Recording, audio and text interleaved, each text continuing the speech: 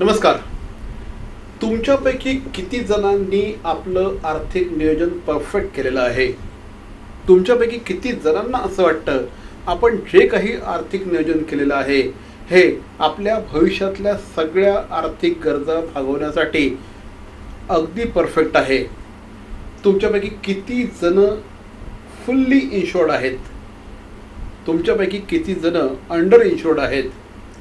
उद्या जर का असं काहीतरी झालं की आपल्याला प्रकृतीच्या कारणावरून घरात बसावं लागलं आणि आपला औषध पाण्याचा खर्च मात्र चालू राहिला, तर हा औषध पाण्याचा खर्च भागवण्यासाठी इनफ इन्व्हेस्टमेंट्स आपल्या आहेत का?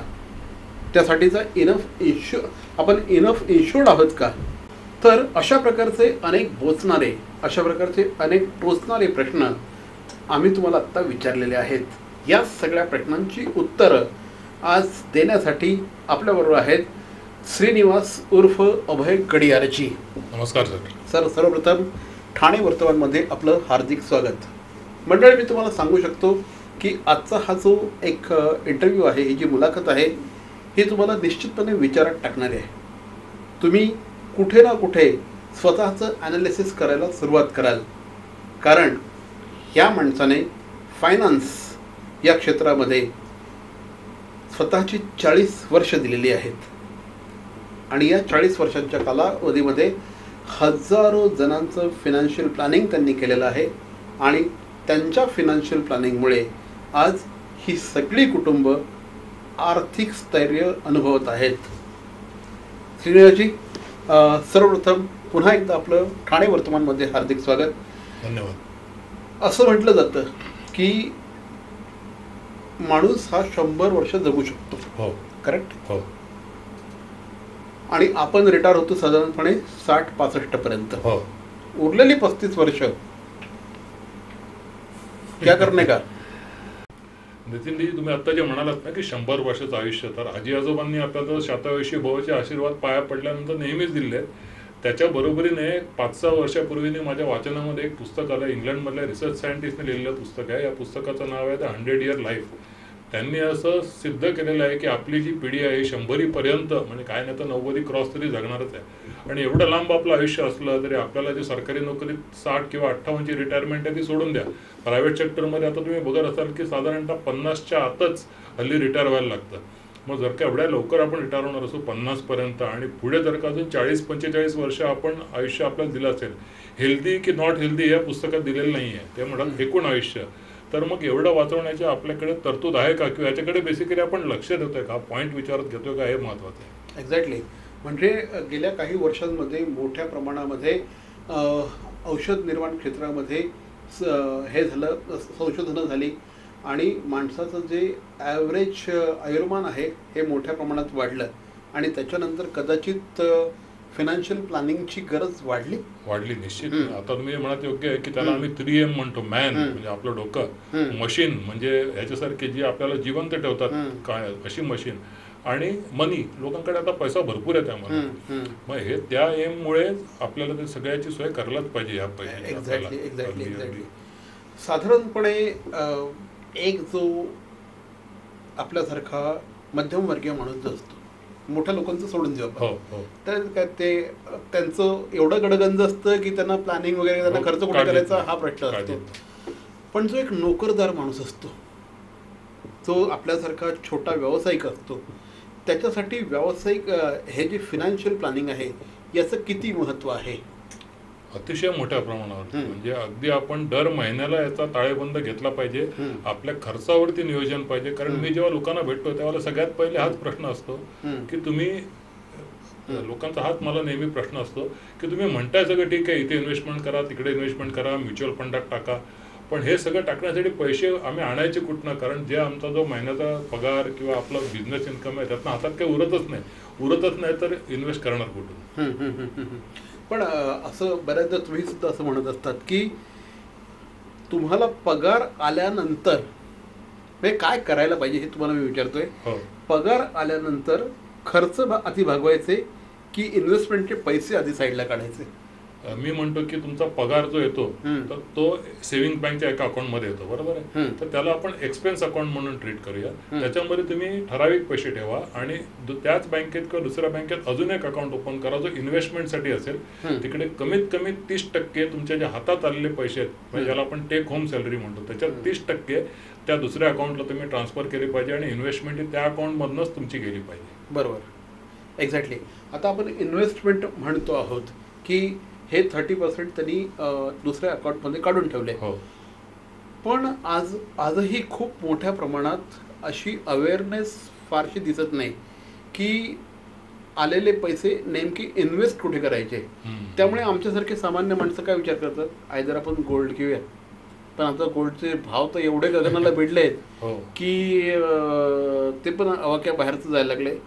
काही लोक रिअल इस्टेटमध्ये गुंतवणूक करतात आणि फार थोडा लोकांना इतर जे मार्ग आहेत जसे म्युच्युअल फंड्स वगैरे, ह्या सगळ्यामधल्या प्रायोरिटायझेशन कसं व्हायला पाहिजे. म्युच्युअल फंड्स, गोल्ड आणि रिअल इस्टेट, जनरली हे 3 याच्यामध्ये इन्व्हेस्टमेंट केली जाते. प्रायोरिटायझेशन याचं कसं व्हायला पाहिजे. आपण बघा, चांगलं एखादं जेवण जेवायला जेवतो लग्नात वगैरे, त्या थाळीमध्ये ना वेगवेगळे पदार्थ असतात. पहिले हेल्थसाठी चांगलं म्हणून गाजर, काकडी, कोशिंबीर वगैरे असतं. नंतर आपल्याला मेन याच्यामध्ये आपल्याला रोटी आणि इतर सब्जी वगैरे असं असतं. आणि मग टेस्टसाठी गुलाबजामुन वगैरे स्वीट असतात.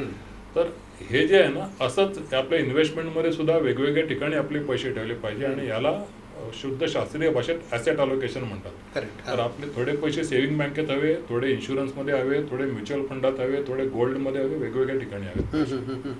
तर हे जरा थोडंसं विस्ताराने सांगा ना की माझ्याकडे सपोज जर महिन्याला पैसे इन्व्हेस्ट करण्यासाठी 30,000 रुपये आहेत किंवा 10,000 रुपये आहेत, तर मी प्रायोरिटी माझ्या कशा निवडल्या पाहिजे. सुंदर प्रश्न आहे नितीनजी. मी ना एक फॉर्म्युला सांगतो, 30, 30, 10 and 30 हा लक्षात ठेवा. 30 म्हणजे तुमच्याकडे समजा 1,00,000 रुपये किंवा 100 रुपये आले म्हणून समजा, त्यातले पहिले 30% आहेत हे हाऊस होल्ड एक्सपेन्ससाठी तुम्ही अकाउंटिंग करायला पाहिजे. पुढचे जे 30 आहेत हे तुमचे वेगळे वेगळे हप्ते, मग कारचा हप्ता असेल, स्कूटरचा हप्ता असेल, हाऊसिंग लोनचा हप्ता असेल, त्याच्यासाठी 30%.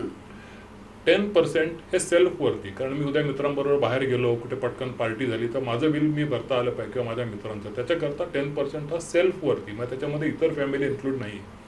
मग उरले 30%. तर 30% हे कंपल्सरी सेव्हिंगमध्येच गेले पाहिजे. आणि इफ यू आर फॉर्च्युनेट की तुमच्यावरती कर्ज नसतील आणि ते EMI वगैरे नसेल, तर ते जे 30% आहे त्यातला पण मॅक्सिमम हा 30% सेव्हिंगमध्ये गेला पाहिजे, नक्की 30% घराच्या खर्चात जायला नको. एक्झॅक्टली. आपण जे काही कमवतो त्यातले 30% पैसे हे इन्व्हेस्ट झालेच पाहिजे असं सरांचं म्हणणं आहे. पण मग बऱ्याचदा माझे EMIs असतात, मग ते EMI ह्या तुमचं जे 30, 30, 10, 30चा फॉर्म्युला आहे याच्यामध्ये ते EMI कुठे बसवायचे. मग 30% मध्ये EMI बसायला, म्हणजे माझ्या स्वतःच्या अनुभवावरून तुम्हाला सांगतो की माझं अनेक वर्ष असं म्हणणं होतं की अरे मी एवढे EMI भरतो, ते माझ्या एक प्रकारची सेव्हिंगच आहे. नाही सर, EMI जसं म्युच्युअल फंडची SIP आहे ना, ती गुड मंथली इन्स्टॉलमेंट आहे, तसं EMI हा बॅड मंथली इन्व्हेस्टमेंट आहे. Bad except for housing loan, कारण घराची प्रत्येकाला गरज, हाऊसिंग लोन राहू द्या, पण कधी कधी भावनेच्या भरात जास्ती लोन घेतलं जातं. त्यामुळे आज जर का फायनान्शियल प्लॅनिंगला सुरुवात करणार असाल तर माझं म्हणणं आहे ह्या सगळ्या 30, 30, 10, 30 मध्ये आपण आपले एक्सपेन्सेस बसूया आणि त्याच्यानंतर समजा हप्ते 30% जास्ती जात असतील तर ते कसे कमी करता येतील त्याच्याकडे आपण पहिले लक्ष द्यायला पाहिजे. एक्झॅक्टली. तर बऱ्याचदा आता आपण गेल्या काही वर्षांमध्ये आपण बघतोय की म्युच्युअल फंड्सना प्रचंड मोठ्या प्रमाणात मागणी आहे. विशेषतः कोविड कालावधीनंतर जो मध्यमवर्गीय माणूस आहे तो इक्विटी मार्केटमध्ये सुद्धा मोठ्या प्रमाणात दिसतो, शेअर मार्केटमध्ये मोठ्या प्रमाणात दिसतो आहे. हा जो मध्यमवर्गीय माणूस आहे हा शेअर मार्केटमध्ये मोठ्या प्रमाणात दिसायला लागलेला आहे. हे त्याच्यासाठी योग्य आहे अयोग्य आहे, काय सांगाल. दोन्ही आहे, योग्य अयोग्य असं याच्यात म्हणू शकत नाही. फक्त आपण हे लक्षात घेतलं पाहिजे की म्युच्युअल फंडच्या याच्यात जी नेहमी लाईन येते खाली की mutual fund is subject to market risk, तर ह्याचे रिटर्न हे ॲश्युअर्ड नाही आहेत. त्यामुळे त्या दृष्टीने आपण यातलं प्लॅनिंग केलं पाहिजे. सध्या आपलं काय होतंय, जे स्टँडर्ड सेफ प्रॉडक्ट आहेत ना, उदाहरणार्थ बँकेचं FD आहे किंवा एखाद्या कंपनीचं FD आहे, जिथनं किंवा पोस्टल इन्व्हेस्टमेंट आहे, जिथनं आपल्याला गॅरंटीड रिटर्न मिळतो, त्याच्याकडे पूर्ण दुर्लक्ष होतंय. 100% म्युच्युअल फंडाकडे लक्ष दिले जाते. हे म्हणजे असं झालं ना की मला भूक लागली म्हणून मी फक्त गुलाबजामच खाणार आहे, अशा प्रकारचं जेवण असू नये असं माझं म्हणणं आहे. एक्झॅक्टली. आता एकीकडे आपण बघतो की बऱ्याचदा, आता हा माझा कॅमेरामॅन, याला कालच मी प्रश्न विचारला की म्हटलं तुझा इन्शुरन्स आहे का रे? तो म्हणाला सर माझा इन्शुरन्स आहे. म्हटलं किती रुपयाचा आहे? म्हणाला सर 1.5 लाख रुपयाचा आहे. सर तेवढा पुरेसा आहे का? नाही, अजिबात नाही. आपण ना याच्याकडे खूप दुर्लक्ष करतोय इन्शुरन्स क्षेत्राकडे. बेसिकली वेल्थ प्रोटेक्शन म्हणूया. इन्शुरन्स शब्द कदाचित निगेटिव्ह वाटेल. आपल्याला वेल्थ क्रिएशनकडे जायचं आहे म्युच्युअल फंडाच्या मार्गातनं, त्याला पर्यायच नाही. आपण मार्केट ओरिएंटेड इन्व्हेस्टमेंट म्युच्युअल फंडात केल्याशिवाय आपण महागाई बीटच करू शकत नाही. पण ॲट द सेम टाइम आपण इन्शुरन्सलाही इग्नोर करता कामा नये. म्हणजे सोप्या शब्दात सांगायचं ना, मी 3 H जे आपल्या आयुष्यामध्ये अविभाज्य आहेत ते मी सांगतो. पहिला H म्हणजे हेवन, म्हणजे स्वर्गात आपण जातो. मृत्यू झाला तर, अकाल मृत्यू झाला तर आपल्या फॅमिलीवरती त्याचा आर्थिक एक बोजा पडू शकतो. म्हणून आपला प्रॉपर इन्शुरन्स पाहिजे की मला उरलेली वर्ष घरी मी जेवढं कॉन्ट्रीब्युट करणार होतो तेवढे पैसे यायला पाहिजे. दुसरा H आहे तो हॉस्पिटलचा. आणि ह्याच्यामध्ये हॉस्पिटलमध्ये गेलो तर ते बिल भरायला माझी उत्तम मेडिक्लेमची पॉलिसी पाहिजे. आणि ती नॉर्मली मी बघतो लोक 4-5 लाखाची 3 लाखाची वगैरे काढतात. ह्यात डेंग्यू मलेरिया कव्हर होईल, मोठा आजार आला, transplant, liver transplant, heart transplant असे मोठे खर्च आले तर ते व्हायचे नाहीत. त्यामुळे प्रॉपर मेडिक्लेम हवा. तिसरा H जो आहे तो हेल्थचा. हेवनच्या अगदी विरुद्ध ती नरक, म्हणजे तुमचं राहत्या घरात तुम्ही राहाल पण घर नरकासारखं वाटेल. जर का तुमचा एखादा ऍक्सिडेंट झाला किंवा तुम्हाला एखादा मोठा आजार झाला ज्याच्यामुळे मृत्यू तर नाही आला पण तुम्ही घरीच पडून असता आणि तुम्हाला डायलिसिस, कॅन्सर अशा प्रकारचे ट्रीटमेंट घ्यायला लागतात, तर अशा वेळेला एक क्रिटिकल इलनेस नावाची पॉलिसी असते जी तुम्हाला लमसम पेमेंट, म्हणजे 10 लाखाची पॉलिसी काढली तर तुम्हाला 10 लाख देते. मेडिक्लेमची पॉलिसी हॉस्पिटलचं बिल भरते पण क्रिटिकल पॉलिसी तुम्हाला देते. हे आपल्याकडे लोकांना माहीत नाही आणि ज्यांना माहीत आहे ते पण ही पॉलिसी घेत नाहीत, हे सत्य आहे. तर ना असे अनेक अपॉर्च्युनिटीज असतात की ज्यामुळे तुमचं आर्थिक आयुष्य स्थिर राहू शकतं, तुम्हाला आर्थिक स्थिरता मिळू शकते. आपण म्हणजे एक साधी गोष्ट आहे की बऱ्याचदा टर्म इन्शुरन्स हा प्रत्येकाचा असलाच पाहिजे, पण मला त्याची गरजच नाही असं अनेकदा म्हटलं जातं. सर काय आजही टर्म इन्शुरन्सच्या बाबतीत एवढ्या मोठ्या प्रमाणामध्ये लोकांच्या मनात अनास्था आहे जी ते ऍक्च्युली घर काय म्हणतात ना की अन्न, वस्त्र आणि निवारा याच्याबरोबर टर्म इन्शुरन्स ही चौथी गोष्ट असली पाहिजे. अगदी बरोबर आहे. आणि टर्म इन्शुरन्स मध्ये काय झालं सांगतो तुम्हाला, हे टीव्हीवरती मोठे मोठे स्टार येतात आणि ते सांगतात की 1 कोटीचा टर्म इन्शुरन्स आणि 750 रुपये महिन्यामध्ये घेऊन टाका XYZ कंपनीकडनं. असं सांगा मला, एकतर ऍक्टर कोणतरी आहे तो, त्याला इन्शुरन्सचं कितपत नॉलेज आहे, हा पहिला प्रश्न. आणि दुसरा असा की 1 कोटीला आजच्या काळामध्ये आहे का व्हॅल्यू काय? जर का तुमचा असा ऍव्हरेज पगार 12 ते 15 लाख असेल, त्या इन्शुरन्सचे 1 कोटी आले तर फॅमिलीला 5-6 वर्ष पुरतील. मग एखाद्याची मुलं लहान आहेत आणि त्याचा समजा अकाल मृत्यू झाला त्याच्या घराला 1 कोटी किती वर्ष पुरणार आहेत? याच्यासाठी प्रॉपर प्रोफेशनल लाईफ इन्शुरन्स ॲडवायझरकडे बसून ह्युमन लाईफ व्हॅल्यू नावाचा फॉर्म्युला असतो, त्या फॉर्म्युलाप्रमाणे माझी ह्युमन लाईफ व्हॅल्यू मला कॅल्क्युलेट करायला पाहिजे आणि त्याच्याप्रमाणे टर्म इन्शुरन्स घ्यायला पाहिजे. एक्झॅक्टली. आता मला ना थोडंसं आणखी डीप जायचं आता की तुमच्याकडे सपोज एखादा माझ्यासारखा मध्यमवर्गीय माणूस आला, तुम्ही त्याचं फायनान्शियल ॲनालिसिस कशा पद्धतीने करता? There is a concept called risk analysis. त्याची आमची क्वेश्चनरी असते, 20 प्रश्न आहेत की पर्टिक्युलर परिस्थितीमध्ये तुम्ही कसे वागाल.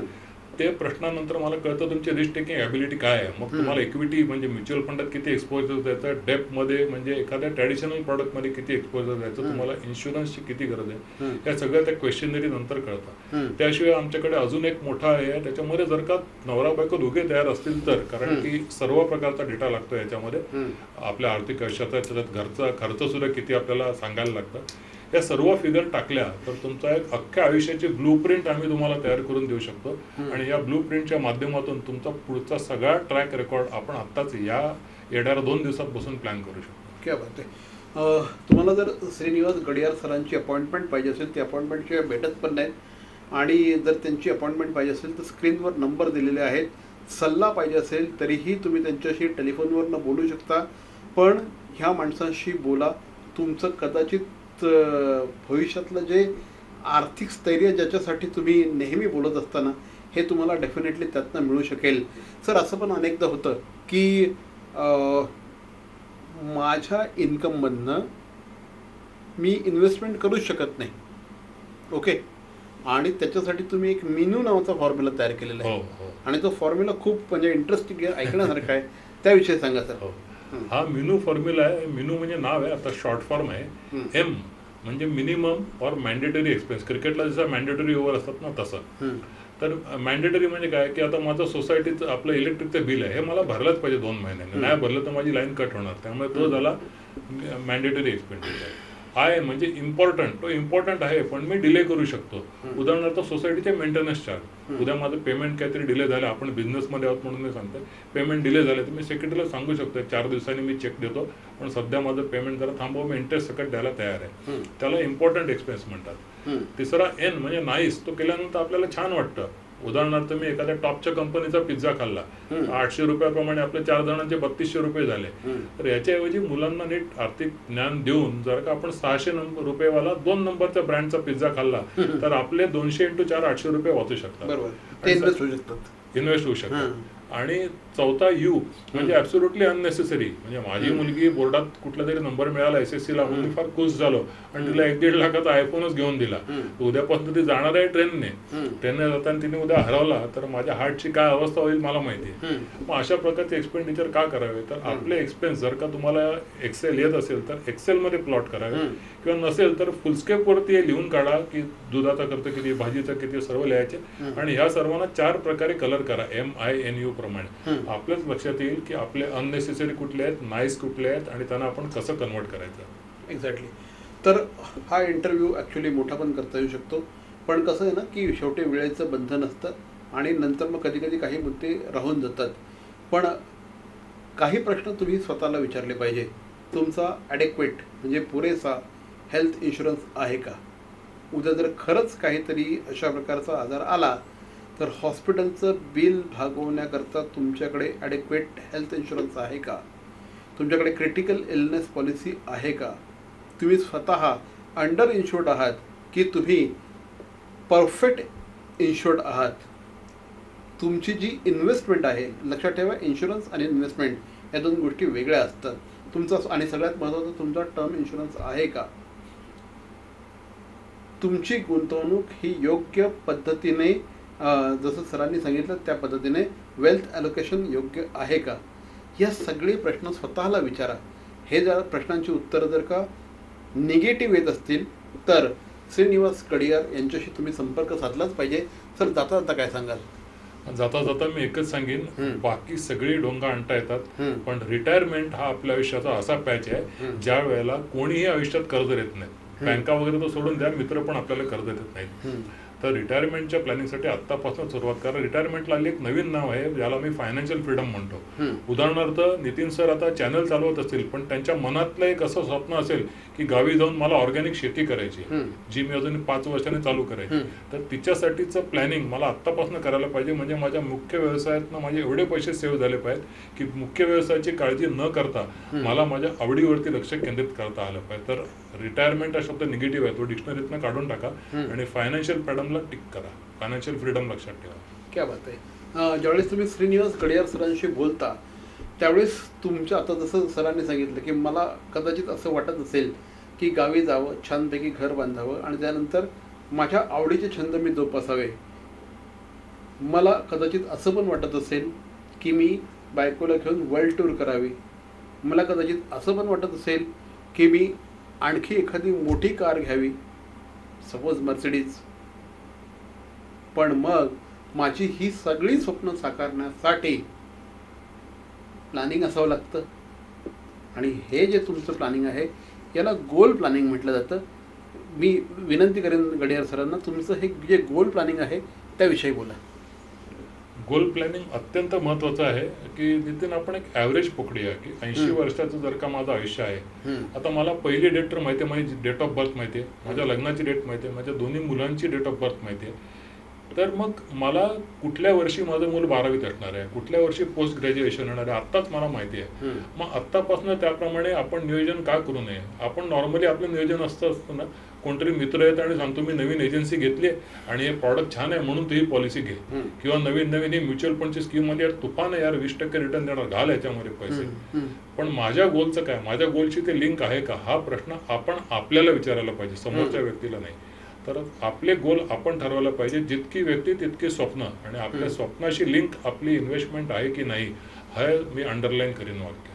सो ह्या सगळे जर का तुम्हाला तुमची स्वप्न साकारायची असतील, स्वतःला आर्थिक स्थैर्य मिळवून द्यायचं असेल, लक्षात ठेवा तुम्ही 100 वर्ष जगू शकता. तुम्ही जास्तीत जास्त 60 ते 65 वर्षापर्यंत काम करणार आहात. पुढच्या 35 वर्षांचं काय, हा विचार आजच करायला पाहिजे. आणि त्यासाठी तुम्हाला गडियार सरांचं मार्गदर्शन अत्यंत गरजेचं आहे. आमच्याशी बोललात त्याबद्दल धन्यवाद सर. धन्यवाद सर.